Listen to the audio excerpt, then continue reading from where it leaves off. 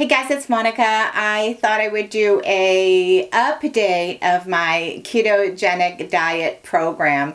So if you've been following me for a while, you know that I've been on keto, which is a different variation of low carb. I hate to use the word diet because it really is a lifestyle. And like all things in life, you do mess up. I had a horrendously awful December diet-wise. I mean, my December was a lot of fun, a lot of parties, had just a great time, but it just totally blew it diet-wise. And when you're on keto, because you are restricted on carbs, and if you're a carb intolerant person like me, you can look at a carbohydrate and just blow up. So in December, I saw a weight gain. And I kept saying, I've got to do something. I've got to kickstart my diet. I've got to get back on track. I've got to, stay on top of it. And one of the things that I did is I joined the gym. I went back to the gym. I got assessed by a personal trainer. You've probably all heard that story. I'll link the video at one point in here. And so I've been doing spin class and I've been working on weightlifting. I want to gradually increase my weightlifting because I think that's going to help my metabolism. I do wear a Fitbit.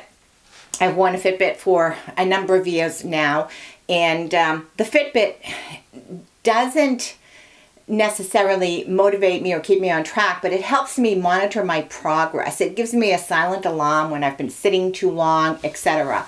And I really like having that. I like having that reminder. I have a stand-up desk at work, so I'm trying to stay pretty healthy, but I haven't lost any weight. But as I said in my previous update, I'm not really looking to monitor the scale as much as I am my muscle. And the one thing that I have decided to do is to increase, see this big thing? Is to increase my water intake. So my goal is to finish my, to drink this whole thing every day. And I do pretty good with it. Most of the time I actually meet that goal. Sometimes I actually exceed that goal. So that's been going really well.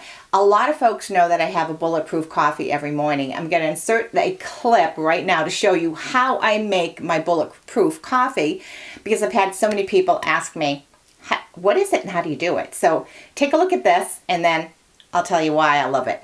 So first thing I do is I take just about an ounce and I'm cutting the Kerrygold butter.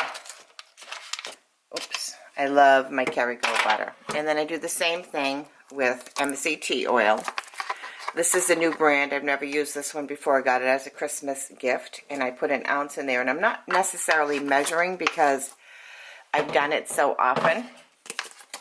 And in the morning I add 2 tablespoons of my Great Lakes Gelatin Hydro Slate Collagen Joint Care. I've been using this for well over a year. And then I do a few drops of my EZ Sweetz. I just happen to like it sweet. And so sometimes I do 2 or 3. I just did 3. And it's really up to taste. And then I add my coffee. And because I'm using my Skinny Girl blender, I usually go to the top of my N. And I pour it in. And then I take an immersion blender.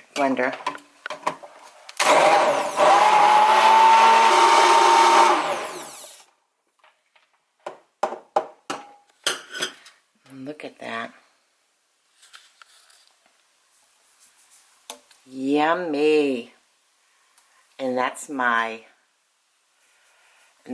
bulletproof coffee. I get up fairly early, sometimes 5 o'clock in the morning. So I start my morning with a bulletproof coffee and it kind of wakes me up, makes me feel alert, makes me feel ready to face the day. It gives me energy. I feel awake and sharp and alert instead of, dragging. So my bulletproof coffee is just really amazing. So that's how I do it. I have it almost every single day. And then during the course of the day, I have a variation of a coconut chocolate keto bar that I make that I really like. It is low carbs, obviously low sugar because I use the unsweetened chocolate. I use the unsweetened coconut and I use coconut oil and a little bit of butter, and it's a really cool recipe and I really love how it tastes.